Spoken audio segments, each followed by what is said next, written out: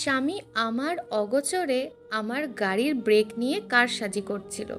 আর পরের দিন সকালবেলা আমি একদম স্বাভাবিকভাবে শ্বশুরের হাতে গাড়ির চাবিটা তুলে দিয়ে বলেছিলাম, বাবা, আপনি আর মা একটু ঘুরে আসেন, এতদিন কোথাও যাননি, একটু মনটা ভালো হবে।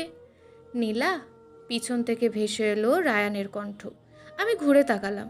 রান্নাঘরের দরজার পাশে দাঁড়িয়ে আছে সে। হালকা ধূসর টি শার্ট, এলোমেলো চুল, চোখে ঘুম ঘুম ক্লান্তি।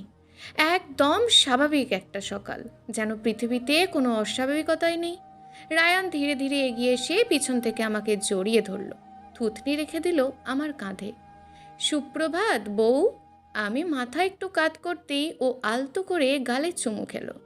চা হয়ে গেছে, নাস্তা দিচ্ছে এখন। উফ, কি সুন্দর গন্ধ।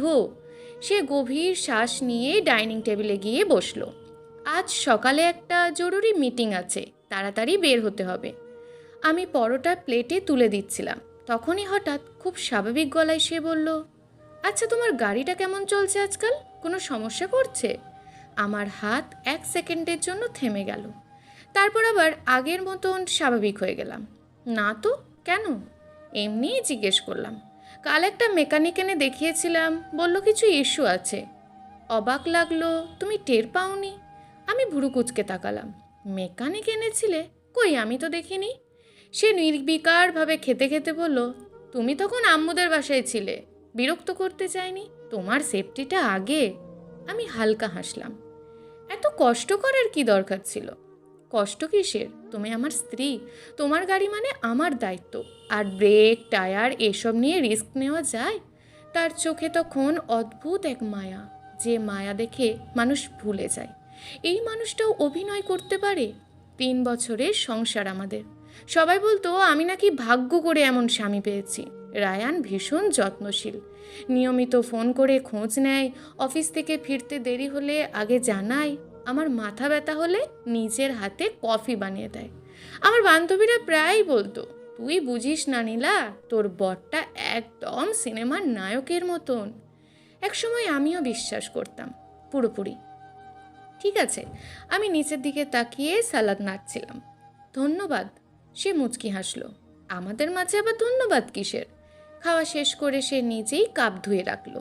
তারপর হাত মুছতে মুছতে আমার কাছে এসে কপালে একটা চুমু দিয়ে বলল, আজ ফিরতে দেরি হবে, অফিসে প্রজেক্ট জমা দিতে হবে।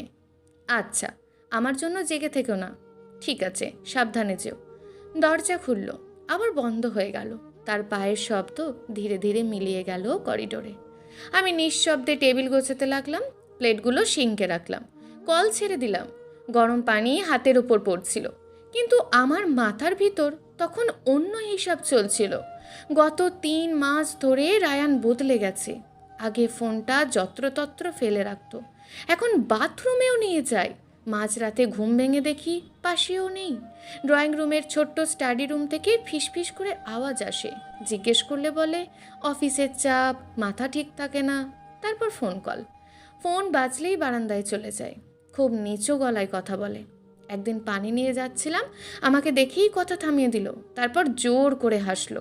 একটা ক্লায়েন্ট খুব বিরক্ত করছে, কিন্তু সেই হাসিটা কেমন কাঁপছিল। মিথ্যে হাসি মানুষ চিনতে শেখা যায় এক সময়। আমি কি অতিরিক্ত সন্দেহ করছি, নাকি সত্যি কিছু বদলেছে? আমি হাত মুছে ফোনটা হাতে নিলাম। ঠিক তখনই শাশুড়ির মেসেজ এলো, মা, তোমার শ্বশুর কাল রাত থেকে বলছে কোথাও ঘুরতে যাবে। মানুষটা বাসায় থাকতে থাকতে একদম হাঁপিয়ে উঠেছে। মেসেজের শেষে হাসির ইমোজি। আমার অজান্তেই ঠোঁটে হাসি ফুটে উঠল। শ্বশুর শাশুড়ি দুজনেই ভীষণ ভালো মানুষ। আব্বু সারা জীবন ইলেকট্রিকের কাজ করেছেন, সৎ মানুষ, কষ্ট করে ছেলেকে মানুষ করেছেন। আর আম্মু আমাকে কখনো পুত্রবধূ মনেই করেননি, মেয়ের মতোই আগলে রেখেছেন। অনেক দিন ধরেই তারা কোথাও ঘুরতে যেতে চাইছিলেন, কিন্তু তাদের পুরনো গাড়িটা মাঝে মধ্যেই নষ্ট হয়ে যায়। আর রায়ানের গাড়ি অফিসে লাগে বলে নিতে চান না। আমি অনেকবার বলেছি আমার গাড়িটা নিয়ে যান না, কিন্তু আব্বু প্রতিবারই হেসে বলতেন, না মা, তোমার জিনিসে হাত দিতে লজ্জা লাগে।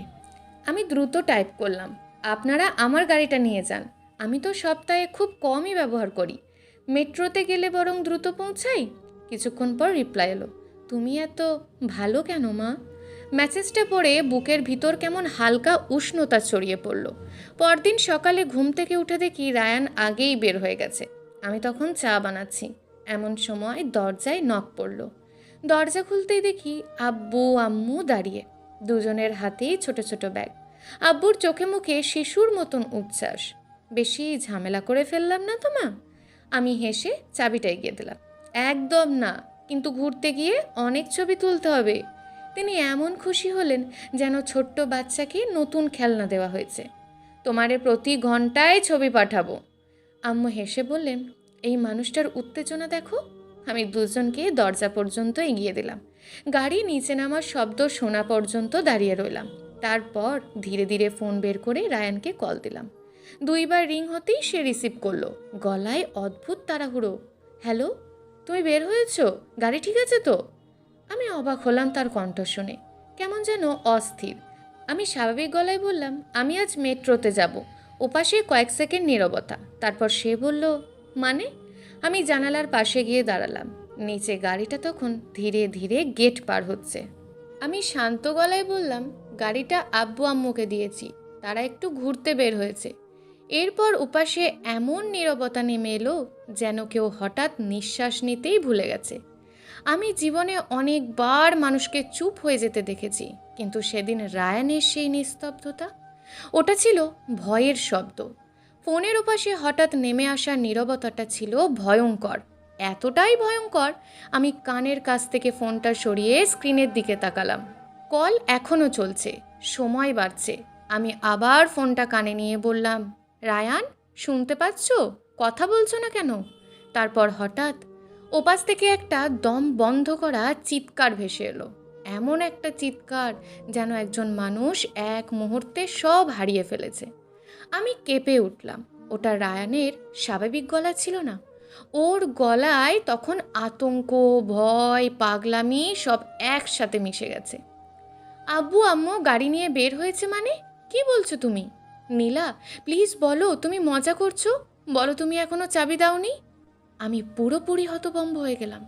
কি হয়েছে তোমার? তারা তো একটু আগেই বের হলো, এত ভয় পাচ্ছ কেন? আমার বুকের ভেতর হঠাৎ অদ্ভুত কাঁপুনি শুরু হলো। রায়ান কাঁপা গলায় বলল, ব্রেক নীলা, গাড়ির ব্রেক। তারপর সে প্রায় চিৎকার করেই বলে উঠল, গাড়ির ব্রেক কাজ করবে না। আমার হাত ঠান্ডা হয়ে গেল। মানে? ওপাশ থেকে কান্নার শব্দ আসছিল, একজন বড় মানুষের কান্না, ভাঙা, অস্থির, ভীত। আমি আমি নিজে নষ্ট করেছি ব্রেক। মুহূর্তের মধ্যেই আমার চারপাশ ঝাপসা হয়ে গেল। মনে হলো রান্নাঘরের দেওয়াল, টেবিল, জানালা সব ঘুরছে। আমি ঠিক শুনছি তো? রায়ান, আমার স্বামী। সে কাঁদতে কাঁদতে বলতে লাগলো, কাল রাতে আমি নিজেই ব্রেকের পাইপ কেটে দিয়েছিলাম, ব্রেক অয়েল বের করে দিয়েছিলাম। আমি ভেবেছিলাম সকালে তুমি গাড়ি নিয়ে বের হবে। আমার নিঃশ্বাস বন্ধ হয়ে আসছিল, গলা শুকিয়ে কাঠ। তুমি কি বলছো? ওপাশে রায়ানের কান্না আরও বেড়ে গেল। আমি তোমাকে সরিয়ে দিতে চেয়েছিলাম। আমি আমি রূপাকে বিয়ে করতে চেয়েছিলাম। তোমার নামে থাকা শেয়ার, ফ্ল্যাট সব ফিরে পেতে চেয়েছিলাম। আমার হাত থেকে ফোনটা মেঝেতে পড়ে গেল। একটা শব্দ হলো, স্ক্রিন ফেটে গেল। তবুও ওপাশ থেকে রায়ানের চিৎকার ভেসে আসছিল, নীলা, প্লিজ আব্বু আম্মুকে বাঁচাও। তারা যদি ফ্লাইওভারে উঠে যায়, গাড়ি থামাতে পারবে না। আমি দাঁড়িয়েছিলাম, কিন্তু মনে হচ্ছিল পা দুটো আমার শরীরে নেই। 3 বছরের সংসার, যে মানুষটা প্রতিদিন সকালে আমার কপালে চুমু খেত, যে মানুষটা একটু আগে বলল তোমার নিরাপত্তা আগে, সেই আমাকে মেরে ফেলতে চেয়েছিল। আমার বুকের ভিতর কিছু একটা ভেঙে যাচ্ছিল। সবচেয়ে ভয়ঙ্কর ছিল একটা জিনিস, আমি নিজের হাতে মৃত্যুর গাড়িটা তুলে দিয়েছি এমন দুজন মানুষের হাতে, যারা আমাকে নিজের মেয়ের মতন ভালোবাসে।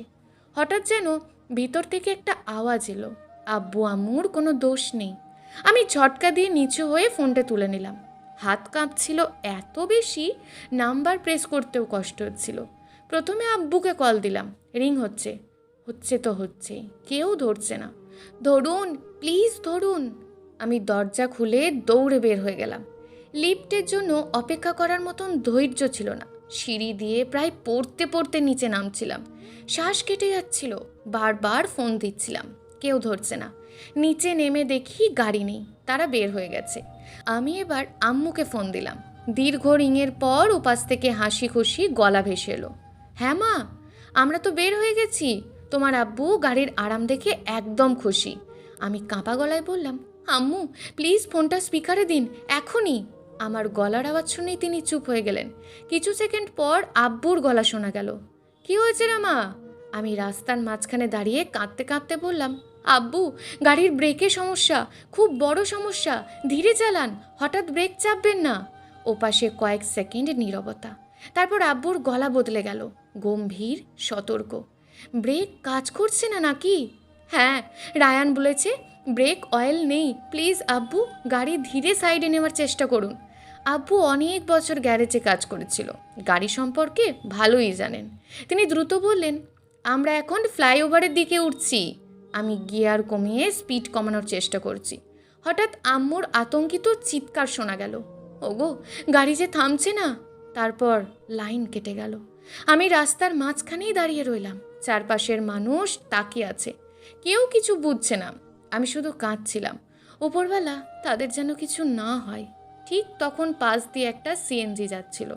আমি হাত তুলে দাঁড়ালাম। ড্রাইভার আমার মুখের অবস্থা দেখে ভয় পেয়ে গেল।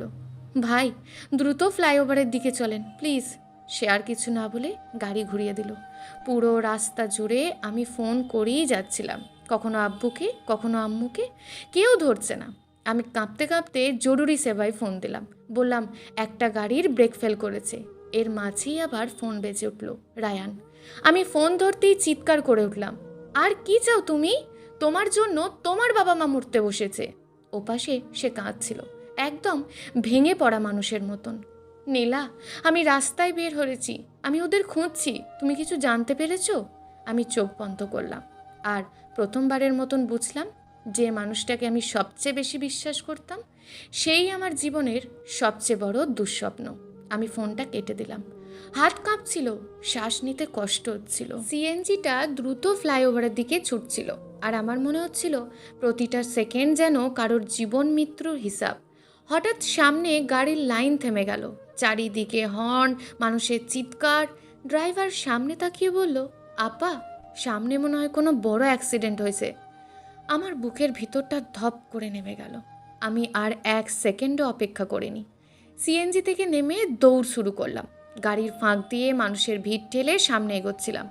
শ্বাস কেটে যাচ্ছিল, চোখ ঝাপসা হয়ে আসছিল। দূর থেকে অ্যাম্বুলেন্সের সাইরেন শোনা যাচ্ছিল। আর তারপর আমি গাড়িটা দেখলাম, আমার কালো গাড়িটা। ফ্লাইওভারের কংক্রিটের দেওয়ালে সজোরে ঘষা লেগে সামনের অংশটা দুমড়ে গেছে। ইঞ্জিন থেকে ধোঁয়া বের হচ্ছে, কিন্তু পুরো গাড়িটা উল্টে যায়নি। আমি স্থির হয়ে তাকিয়ে রইলাম। এক মুহূর্তেই বুঝে গেলাম আব্বু শেষ পর্যন্ত গাড়িটা সামলানোর চেষ্টা করেছিলেন। নিজের অভিজ্ঞতা দিয়ে গাড়িটাকে দেওয়ালের সঙ্গে ঘষে স্পিড কমিয়েছেন। আমার চোখ ভিজে গেল। আমি দৌড়ে গেলাম স্ট্রেচারের দিকে। দুজন মানুষকে বের করা হচ্ছে, রক্তে ভেজা মুখ, কাটার দাগ, অচেতন শরীর। আম্মু কষ্টে চোখ খুলে গোঙাচ্ছিলেন, আব্বু পুরোপুরি অজ্ঞান। আমি ভেঙে পড়ে বললাম, আব্বু, আম্মু। একজন প্যারামেডিক দ্রুত বললেন, আপনি কে?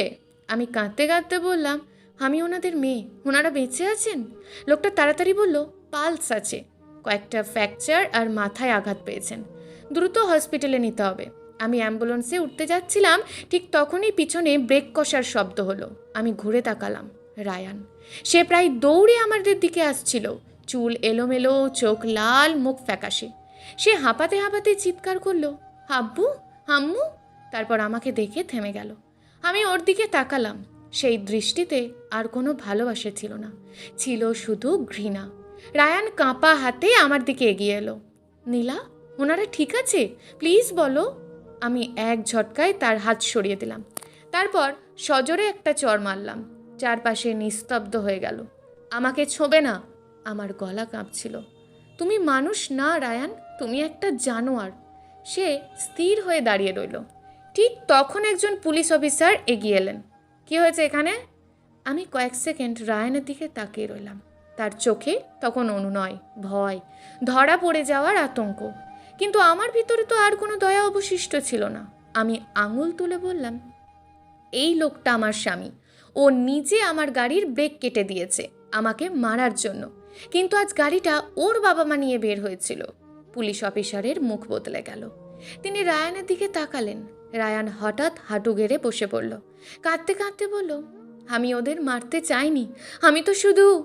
তার কথা শেষ হলো না। পুলিশ তাকে ধরে দাঁড় করালো। আমি আর তাকাইনি।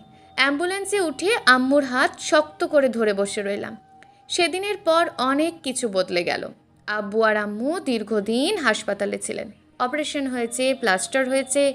অনেক রাত আমি হাসপাতালের করিডোরে বসে কেঁদেছি। কিন্তু ওপরওয়ালা তাদের বাঁচিয়ে রেখেছিলেন। ধীরে ধীরে তারা সুস্থ হয়ে উঠলেন।